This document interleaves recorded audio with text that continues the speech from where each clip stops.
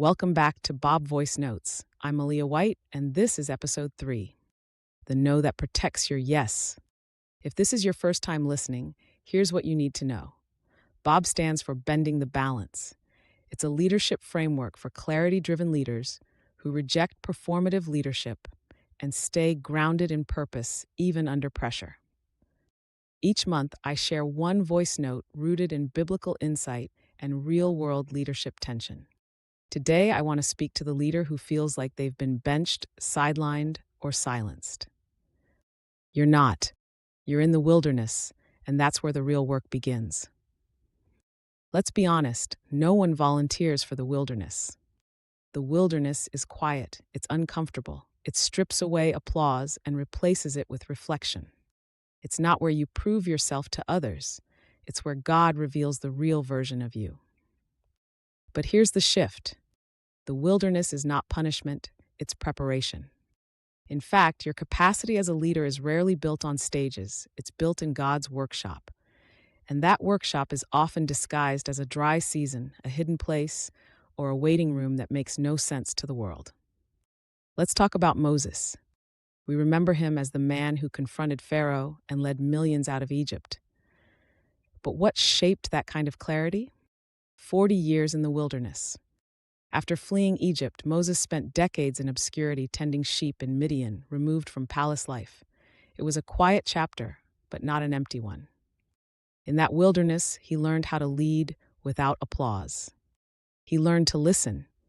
He learned to walk slow. And when God finally appeared in a burning bush, Moses didn't feel ready. He said, "I don't speak well. I'm not qualified. Please send someone else."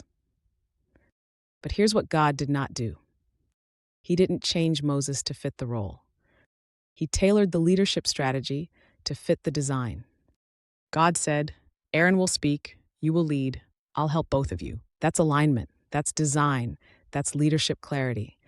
Here's what that looks like today. You're saying yes to everything because you're afraid your no will make you irrelevant. You're carrying roles that don't belong to you out of guilt, pressure, or insecurity. And somewhere along the way, you lost clarity on what God actually assigned you to do. Let me be clear. Mature leadership is not about doing everything. It's about knowing what is yours and what is not. It's about protecting your yes with strategic, sacred no's.